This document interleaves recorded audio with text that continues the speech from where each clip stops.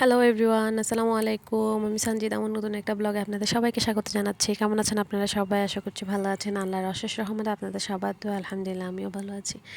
এই তো সকাল সকালই ব্লগটা স্টার্ট করলাম। আসলে কালকে সেহরি খাওয়ার পর যা যা মানে তরকারি মানে হয় না যে এমন যে সব কিছু তো আর সমান সমান হয় না, যেগুলো অল্প অল্প থেকে যায়, তো ওইগুলো আমি আসলে ফ্রিজে রাখি না, ফ্রিজে রাখা হয় না। তো সকাল সকাল উঠেই আসলে এগুলো মানে গরম করে ফেলছি আর কি। তো তারপর পাখিদের খাবার শেষ, ভাবলাম যে একটু পাখিদেরকে খাবার দিয়ে আসি।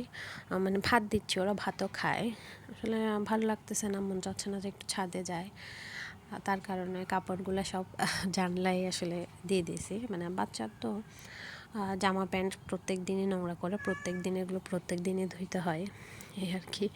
মানে মূলত আসলে আলসি লাগতেছে, কেন জানি না। তো মানে আমার জান্নাটাই আমার জন্য আজকে ছাদ হয়ে গেছে আর কি। তো তার সব কিছু একদম শুকাইতে দিয়ে মানে একদম বসে থাকবো। আমার বিড়ালের বাচ্চাগুলো আসলে কী ডিস্টার্ব করে, মাশাল্লাহ মায়াও লাগে, মাঝে মাঝে রাগও ওঠে। দেখেন স্ট্রেস করতেছে, এত আওয়াজ করতেছে বলার মতো না। এই তো আমার ছেলেকে বলতেছে, আব্বু তুমি বিস্কিট খাইছো, যাও ফেলে আসো। কিন্তু সে বলতেছে না, সে পারবে না। কেন যাবে সে, কেন যাবে? মানে আমার সাথে দেখছেন হেসে হেসে একদম নাটক করছে। আমির ভালো লাগতেছে না, তুমি যাও। কিন্তু না, সে আমার কথা শুনবে না। তো আমার আবার ও মনে করতেছে যে না, আমি ওকে কী খাবার দিচ্ছি, সেজন্য ও একটু চেক করতে আসছে যে কী খাবার সেগুলো। আমি দেখ, এগুলো তোর খাওয়ার যোগ্য না আসলে। দেখেন আমার পুরা বিছনা সবগুলো দখল করে রাখছে। আমি পুরা বিছনাটা গুছাইছি, কিন্তু তারপরে বাচ্চাগুলো এই আমার খাতাটার এই বোতলটা নিয়েই খেলা করবে। এই তো এরপর সন্ধ্যার পর আসলে আর ব্লগ করা হয় নাই। এখন প্রায় এশারের আজান দিয়ে ফেলছে, আমি নামাজ পড়বো। তো দেখতেছি বাবা মেয়েকে মাশাআল্লাহ অনেক ভালো করে আদর করতেছে, এতটাই আসলে আমি যতগুলো ভিডিও দেখছি বা যারা যারা বিড়াল পালেন, আমি সবার থেকেই দেখলাম যে না, মানে বাবা বিড়ালরা নাকি বাচ্চাদেরকে একদমই দেখতে পারে না। কিন্তু আমার জ্যাক তো মাশাআল্লাহ ওর বাচ্চাদেরকে কি দেখেন কি সুন্দর আদর করতেছে। আর ওর এই বাচ্চাটাও ওর জন্য বেশি পাগল, আমি জানি না কেন।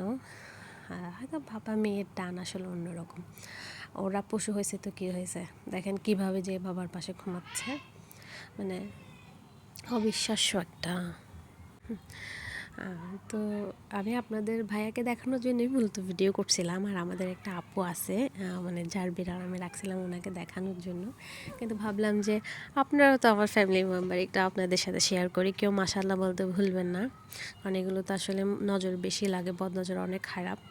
এই তো তারপর আপনাদের ভাইয়া আমার জন্য এক জোড়া জুতা অনলাইন থেকে অর্ডার করছে, এই মাত্র পার্সেল আসলো। তো আমি খুলে একটু আপনাদের ভাইয়াকে দেখানোর জন্য ভিডিও করতেছি, যেহেতু ও দোকানে। আমি দেখি কেমন হয়। না, মোটামুটি আলহামদুলিল্লাহ ভালোই। দেখেন আমি নামাজ পড়তে বসছি, নামাজ পড়া হয়েছে, কোরআন পড়বো, এমন অবস্থায় দেখেন আমার হিজাবের ওপর শুয়ে আছে। আমি কী রে, আমার হিজাবটা কেন ভার ভার লাগতেছে, আমি উঠতে পারতেছি না। পিছন ফিরে দেখি যে শুয়ে আছে। কি বলতাম, মাশাল্লাহ ওরা অনেক কিউট। দেখেন আমি কোরআন পড়তেছি, দেখেন কি ফাজলামোটাইনও করতেছে। এই তো দুষ্টু মিষ্টি সময়গুলো আলহামদুলিল্লাহ আমার ভালোই কাটতেছে। কিন্তু বুঝতেছি না কেন জানি ইদানিং শরীরটা একটু দুর্বল দুর্বল লাগতেছে। আসলেই বুঝতেছি না যে কেন এমন হচ্ছে। খাবার দাবার তো সব কিছু ঠিক আছে, হয়তো ক্লান্তি লাগতেছে আর কি, দিন শেষে তো একটা ক্লান্তি লাগেই। এই তো আজকের ভিডিওটা এই পর্যন্তই। আমাকে মানে আসলে কি ভিডিও করছি নিজেও জানি না, ভুল হলে ক্ষমা করে দিবেন। ভিডিওটা এই পর্যন্তই। সবাই ভালো থাকবেন, সুস্থ থাকবেন। আল্লাহ হাফেজ, আসসালামু আলাইকুম।